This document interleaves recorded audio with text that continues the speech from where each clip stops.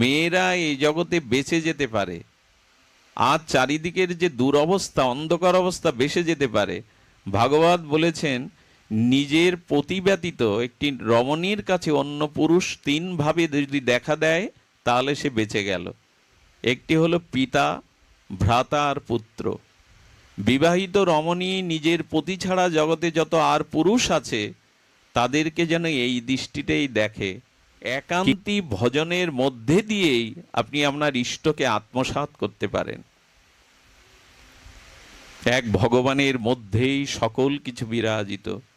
তাই একটি মনকে 10 জায়গায় ভাগ দিয়ে অনন্যতা নষ্ট করবেন না। জীবনে দেখুন, প্রকৃত ভক্তদের অনুভূতি এই যে এক ভগবানকে ভালোবাসতে গিয়ে যদি আমার ধ্বংস হয় তাতে রাজি আছি, তবু এই চরণ আমি ছাড়ব না। যেমন সতী নারী স্বপ্নেও কখনো অন্য পুরুষের ভাবনা স্বপ্নেও আসে না। তার কাছে তার পতি জীবনের একমাত্র পুরুষ। আমি গতদিন বলছিলাম, পারলে অন্য জায়গায় এর পূর্ণাঙ্গ আলোচনা করব। মেয়েরা এই জগতে বেঁচে যেতে পারে, আর চারিদিকের যে দুরবস্থা, অন্ধকার অবস্থা বেসে যেতে পারে। ভাগবত বলেছেন, নিজের পতি ব্যতীত একটি রমণীর কাছে অন্য পুরুষ তিনভাবে যদি দেখা দেয় তাহলে সে বেঁচে গেল। একটি হলো পিতা, ভ্রাতা আর পুত্র। বিবাহিত রমণী নিজের পতি ছাড়া জগতে যত আর পুরুষ আছে তাদেরকে যেন এই দৃষ্টিতেই দেখে। কি কি রূপে? পিতা, পুত্র, ভ্রাতা। এর বাইরে আমরা যে সম্বন্ধ পাতাই, এই সম্বন্ধ টিকবে না, ওখানে কোনোদিনই টিকবে না। কাম এত দুর্জয়, লালসা এত দুর্জয়, টিকবে না। আর পুরুষদের কাছে তার নিজের স্ত্রী ব্যতীত আর যত জগতে রমণী আছে তিনভাবে দেখতে বলা হয়েছে। স্ত্রীদের তিনটি রূপ: কন্যা, জায়া, জননী। কন্যা, জায়া, জননী। নিজের স্ত্রী বাদে জগতে আর যত রমণী আছে সেটি মা অথবা মেয়ে। এই দৃষ্টিভঙ্গি যদি থাকে তাহলে আপনি বেঁচে গেলেন। তাহলে বর্তমান যে আবহাওয়া, না, বাঁচতে পারবেন না, আপনি একদমই বাঁচতে পারবেন না। এই তত্ত্বটি আমাদের রামায়ণে, মহাভারতে বারবার দেয়া হয়েছে। যেদিন মন্দাদরী এসেছিল রাবণ বধের পরে দেখতে, রামচন্দ্রকে দর্শন করতে পালকিতে আসছেন মন্দাদরী, সেই পালকির ছায়াটা, মন্দাদরীর ছায়াটা রামের অঙ্গে পড়েছিল। মন্দাদরী নামার পরে প্রদক্ষিণ করে 3 বার প্রণাম করে বলেছিলেন, মাতো, অপরাধ ক্ষমা করবেন, আপনার ছায়াটা আমার পায়ে পড়েছে, আমি অপরাধী, ক্ষমা করবেন। সেই দিনই মন্দাদরী বলেছিল, রাবণ বধ তোমার দ্বারাই সম্ভব রাম। যার স্ত্রীকে, যার স্বামী হরণ করলো, তার স্ত্রীকে যে মা বলে প্রণাম করতে পারে, সত্যিকার অর্থে তুমিই ভগবান। আপনাদের মনে আছে শূর্পণখা যেদিন রূপ ধরে এসেছিল না, সেদিন কিন্তু রামচন্দ্র একবার শূর্পণখাকে দেখে বুঝেছিল গ্রাস করতে এসছে, আর একবারও শূর্পণখার দিকে না তাকিয়ে সীতার দিকে তাকাচ্ছিল বারবার। শূর্পণখা অত সুন্দরী রূপে এসেছে কিন্তু আর তাকায়নি। রামচন্দ্র জগৎকে জানালো, যদি স্ত্রী পেয়ে থাকো যেমনই হোক, জগতে আর কারোর দিকে তাকিয়ে নিজের পতন ডেকো না, ওই দিকেই তাকিয়ে থাকো। এসব আদর্শগুলো আর সব জলাঞ্জলি দিয়েছি।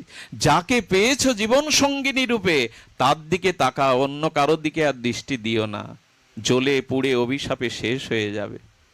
এই কথাগুলো কত প্রয়োজন ছিল আমাদের। বর্তমান সমাজ তো শেষ হতে বসেছে, পাশ্চাত্য কৃষ্টি কালচারে সব শেষ হতে বসেছে।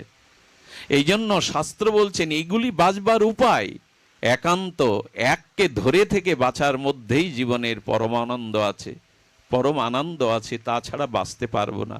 সব শেষে, যেহেতু অনেক ক্লান্ত, হরিকথাতে আসলে ক্লান্তি থাকে না। আপনারাও দূর থেকে এসছেন, তবে একটা দৃষ্টান্ত, একটা তত্ত্ব হঠাৎ হৃদয়ে এলো, এটার অনুভবটুকু আপনাদের হৃদয়ে স্থাপন করে পাঠ আমরা বিশ্রাম রাখবো।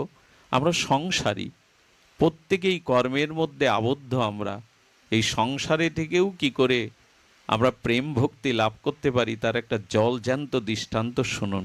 এটা উত্তরখণ্ডের ঘটনা।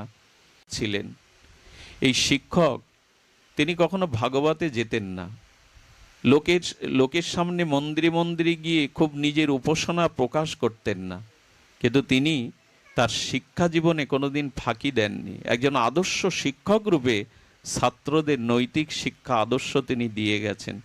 জাতিতে ব্রাহ্মণ ছিলেন, খুব বেশি পূজা পার্বণ করতেন না, ওই নিষ্ঠার সহিত সৎ আদর্শকে আঁকড়ে ধরে তিনি মাস্টারি করতেন এবং গৃহেই থাকতেন, খুব বেশি উপাসনা করতেন না, কিন্তু নীতিবান ছিলেন। আমি বলি কি, একটা কাঁচা কাঠ তাকে 6 মাস জলে ভিজিয়ে রাখুন, সেই কাঁচা কাঠটাকে জলে 6 মাস ভিজানোর পরে যদি আগুন দিতে যান, জ্বলবে কি সহজে? ধোয়া হবে, জ্বলবে না।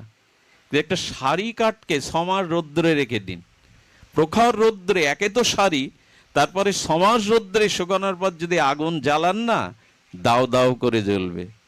আমি বলি কি, অল্প ভজন করলেও ভগবানের প্রেম ভক্তি পাওয়া যায় যদি নীতি আদর্শ ঠিক থাকে।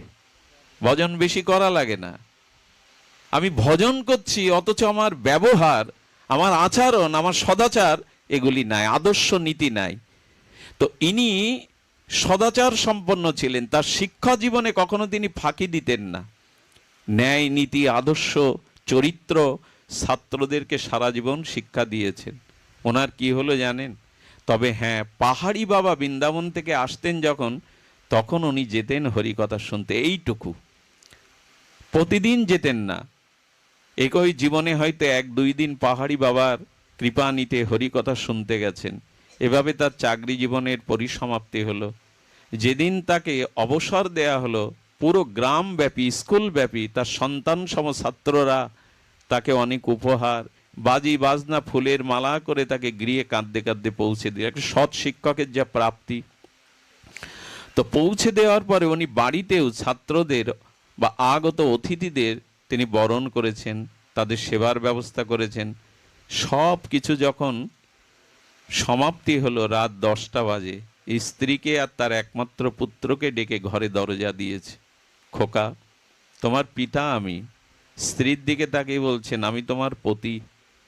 আমি তোমাদের ঘরে আনার পরে স্বামী হিসাবে, এই পরিবারের একজন হিসাবে, তোমার পিতা হিসাবে আমি কর্তব্যে কখনো ফাঁকি দেইনি, সেটা তোমরা বলতে পারবে না।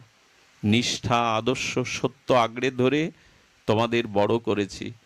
এখন আমি আমার জীবনের অবসরে চলে এসেছি, কিন্তু আমার একটা বড় কথা আছে বলবার। আমার পেনশন, আমার স্থাবর অস্থাবর আমি সব তোমাকে দিয়ে দিলাম, এবং কাল থেকে আমি আমার নূতন জীবনের অধ্যায় শুরু করব। সেই অধ্যায় হলো এই, আমি এবার ভজনে প্রবেশ করব। তবে না, আমি গৃহ ছেড়ে মঠ মন্দিরে যাব না, এই গৃহ আশ্রমেই আমার বাকি জীবনটুকু আমি ভগবানের চরণে সমর্পিত করব। রাত 3টেই উঠতেন, দূরে নদীতে স্নান করতেন, এসে ধ্যান করতেন। ভোরবেলা তিনি বেদ, রামচরিতমানস, শ্রীমদ্ ভগবদ্ গীতা এইগুলি পাঠ করতেন। আর অধিকাংশ সময় বাড়ি থেকে বেরিয়ে না হয়ে অন্তর্মনা হয়ে জপ করতেন ভগবানের নাম। এই করতে করতে, পূর্বে ওই যে বললাম কাঠটা শুকনো আছে, সারি আছে, ন্যায় নীতি নিয়ে চলেছেন, এইভাবে যেখানে যিনি জপ ধ্যান করতেন ওখানে আলো প্রকাশ হতে লাগলো, দিব্য জ্যোতি প্রকাশ হতে লাগলো। ওনার মন এমন স্থির হলো, উনি যদি কোথাও গিয়ে বসতেন, আশেপাশের মানুষদের মন শান্ত হয়ে যেত। প্রকৃত ভক্ত চেনার উপায় কি জানেন? যদি কোনো ভক্তের সান্নিধানে যান, আপনি দেখবেন তার পাশে বসলেও আপনার চিত্তটা সমাহিত হয়ে যাবে, একটা শান্তির অনাবিল স্পর্শ আপনি পাবেন। এটাই সাধুসঙ্গের মহিমা। ওনার এমন অন্তর্মনা হয়ে গেলেন এবং বললেন, কেউ আমাকে আত্মীয় সূত্রে আর দেখবে না, ভাববে আমি এই সংসারে আজ থেকে মৃত। ঘটনাটা কেন বলছে? এটা তো কোনো ভক্ত চরিত্র না যে ভক্তমাল গ্রন্থে আছে। বলছি, সাক্ষাৎ এই চরিত্রটা আমাকে খুব নাড়িয়েছে, যে আদর্শ দেখুন। পরবর্তীতে তিনি পাহাড়ি বাবা যখন আসতেন, ওখানে পাঠ শুনতে যেতেন। ওই পাঠে যখন বসতেন, তখন হরিকথার মধ্যে একটা জ্যোতি প্রকাশ হতো, একটা আলোর বিকিরণ হতো। পাহাড়ি বাবা বলতেন, দেখ, সংসারে থেকেও মানুষ সন্ন্যাসীর মতো হতে পারে, সংসারে থেকেও মানুষ ঈশ্বর লাভ করতে পারে, এই দেখ, ওকে দেখ।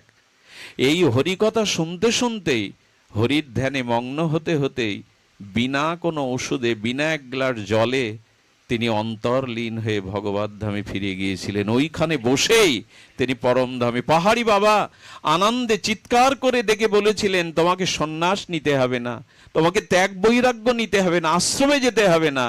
সংসারে যদি দায়িত্ব কর্তব্য 16 আনা পান করে একটা সময় যদি সংসারের আসক্তি ত্যাগ করে তুমি গৃহেই বসে ভজন করতে পারো, আরাধনা করতে পারো, তবে এখানে থেকেই তুমি গোবিন্দের পাদপদ্ম লাভ করে যাবে। কোথাও যেতে হবে না তোমার, গৃহে থাকো বনে থাকো সদা হরি। ঠাকুর মশাই সহজ করে বিয়ে বললেন, না গৃহে বা বনে যেখানে থাকো সদা হরি বলে ডাকো। এই ভগবানকেই স্মরণ নাও। আর একটা জিনিস হলো, যদি বয়স হয়ে থাকে, সন্তান আদি দায়িত্ব নেওয়ার মতো হয়ে থাকে, তবে আর জড়িয়ে থেকেন না। খুব ভালো লাগে আপনাদের দেখতে, সংসার করতে করতে আপনারা এই যে ছুটে ছুটে আসেন, সংসার থেকে বেরিয়ে সাধুসঙ্গ হরিকথাতে আসেন, ধীরে ধীরে ধীরে ধীরে শিথিল আনুন, সংসারের বন্ধনকে শিথিল করুন। একদিন তো সব ছাড়তে হবে, একদিন তো সব অধিকারই আপনাকে নষ্ট করতে হবে। সেটা যদি হয় পুত্র কন্যাদের জানিয়ে দিন, আমার প্রতি আর বেশি আশা। এভাবে যদি ধীরে ধীরে বেরোতে না পারেন, একদিন কিন্তু আটকে যাবেন ওই জায়গায়। জালের একটা সুতো কাটতে পারলে অন্য সুতোগুলো শিথিল হয়ে যাবে। এই একটা আসক্তি কাটুন, তাহলে দেখবেন ধীরে ধীরে আসক্তিগুলো কেটে যাবে, নাহলে ওইখানেই ওই চিন্তায় মরতে হবে। তাই